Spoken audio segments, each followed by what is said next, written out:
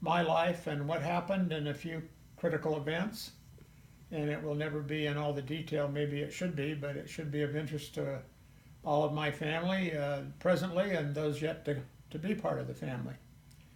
So my name is James Nicholas Brown, and I was born June 9th of 1938 in the LDS Hospital in Salt Lake City, Utah, up on the avenues.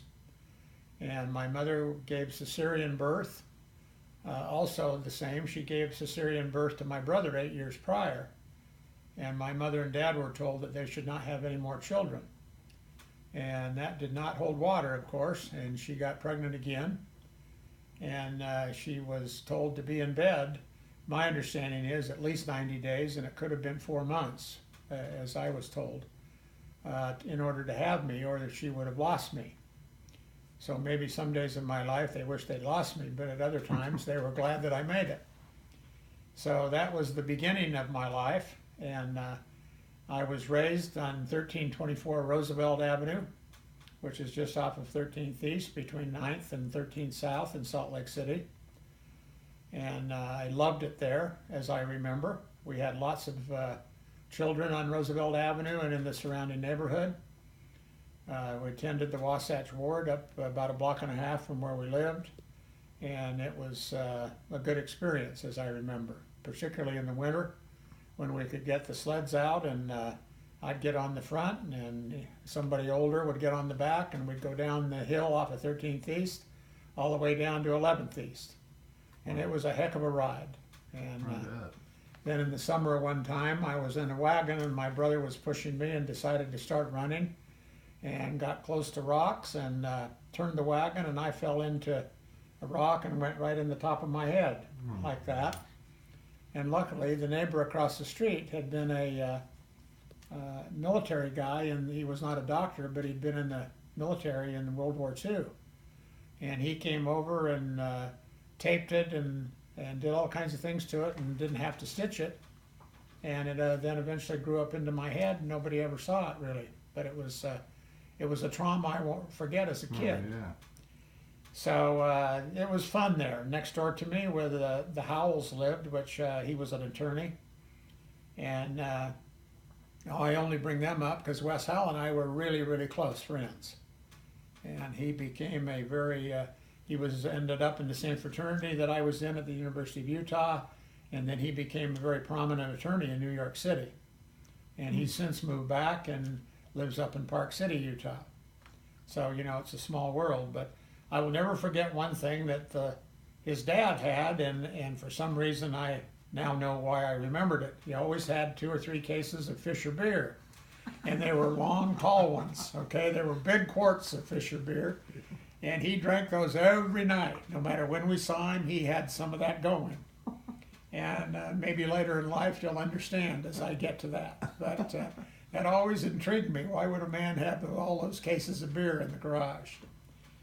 In any case, I remember getting baptized in the tabernacle in Salt Lake City because it was the only baptismal font that was around. They didn't build them in the churches, in the wards they built then.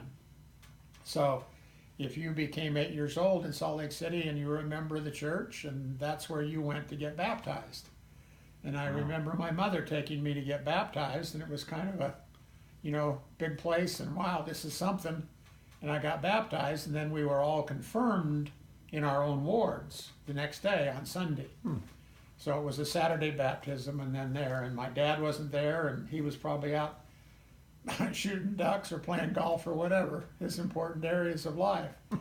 And but Mother took me, and she had some problems that day, I remembered, and had to leave and come back in and what have you. She was having some female problems, as I came to find out later. But anyway, it was a good experience and got baptized there. And then it was shortly thereafter that we moved. That house that we were in on Roosevelt was owned by my grandparents.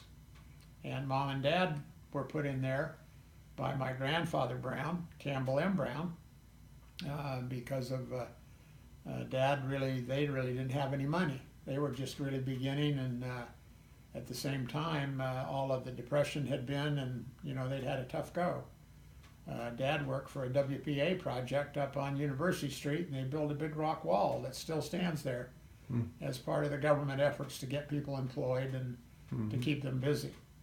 So we moved up to Neural Circle, and at that time, both Mother and Dad were working, and they decided that I should go to Stewart Training School, which was located at the University of Utah.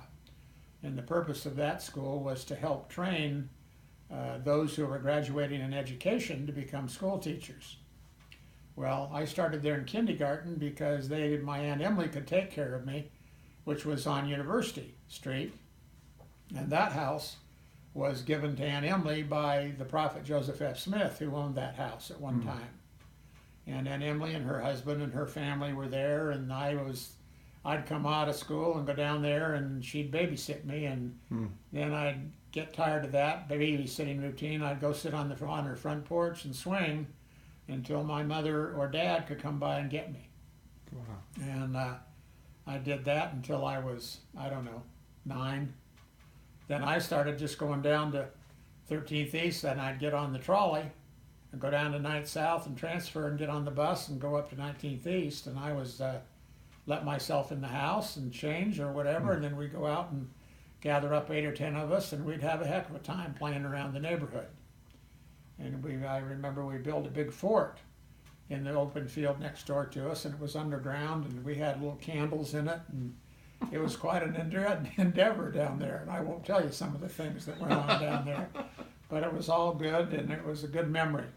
And lots of kids in the neighborhood, and we were out every day, any day that was decent.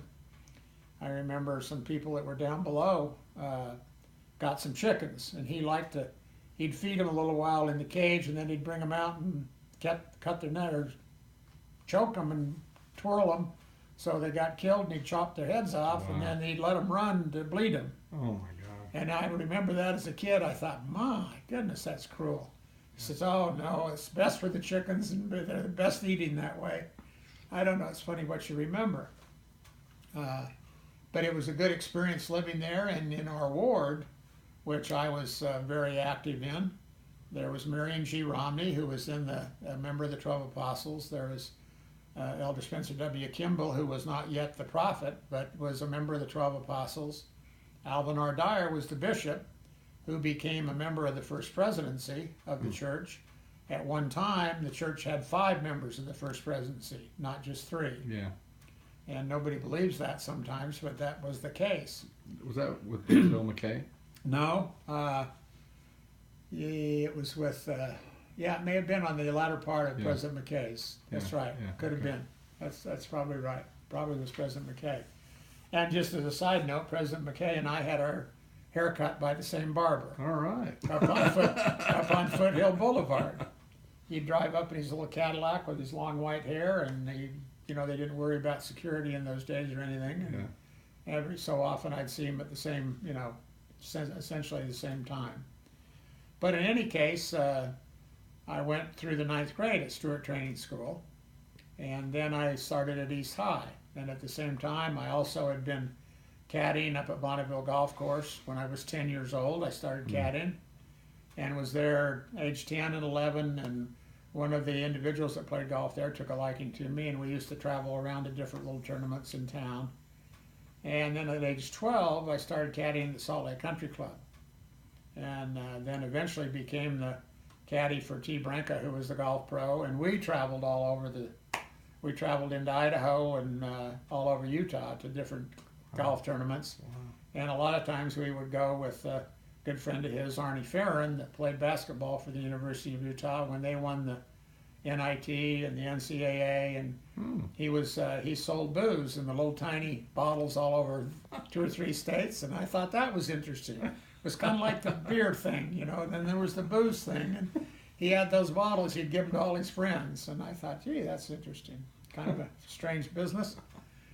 And I caddied out there for a lot of members, and it was really a good experience. A lot of members who were both golfers and members of the church, but yet they'd go to priesthood on early Sunday morning and then up on the golf course later on Sunday somehow.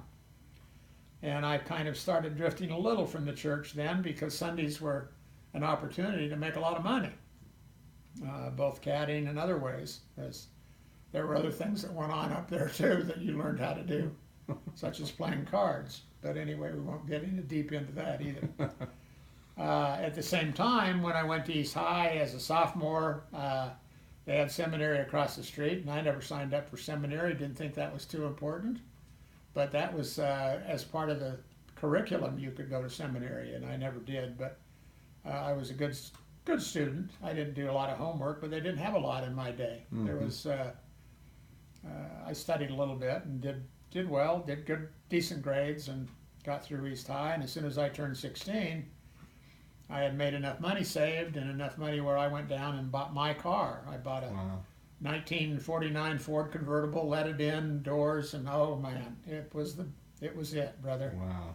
And my dad put a new set of tires on it. That was his donation, and away I went.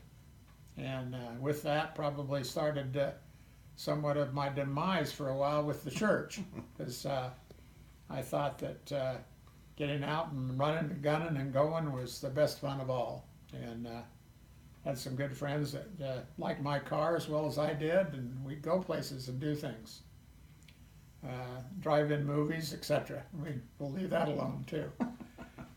Put a couple in the trunk and we'd sneak in. But anyway, life was good as far as I was concerned. And then as I became a senior, things got serious about, well, what are you going to do and where are you going to go? And about the only place that was affordable for me was the University of Utah. And my brother had been a member of the Sigma Nu fraternity. And I thought, well, they'll probably ask me. And they recruited me and kind of talked to me and had me to parties. And yet some of the other guys that I really liked were Beta Theta Pi. And I didn't think I'd ever get in there because it was pretty, usually a lot of the members were from families of the more wealthy in Salt Lake and Ogden both. They had a lot of people from Ogden. The Eccles, for instance, all of them were Betas, and Pembrokes that owned Pembrokes, and Jimmy Dunn from Paris Company, and all of those kind of people.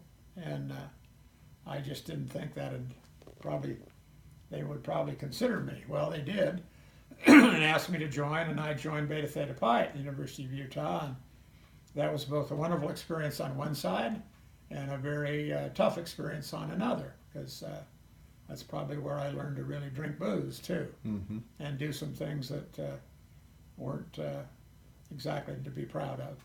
But I met a lot of interesting people there, and there's still people that I communicate with a little bit these days, even particularly Gordy Yates in Salt Lake, and we go back and forth, and some others. And Larry Knowles, who's since passed away, was a good friend of mine, and Hy Saunders was a good friend of mine. We used to stay together at each other's place, and later on in ninth grade in high school, and he was a good guy. And the Morgan, Nick Morgan, and anyway, a lot of those kind of people.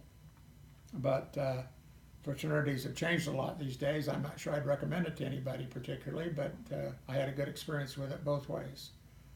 So as I started to get towards the back end of college, in the middle, it was getting close where I would be drafted into the Army or wherever. And I decided that rather to be drafted, I would enlist. And they had a program where you went on active duty for 6 months, and then you were then on, you then became a member of the reserve for 5.5 years later and more. And you went to summer camp, and you went to reserve meetings every other week and those kind of things, which I did for, 2.5 years.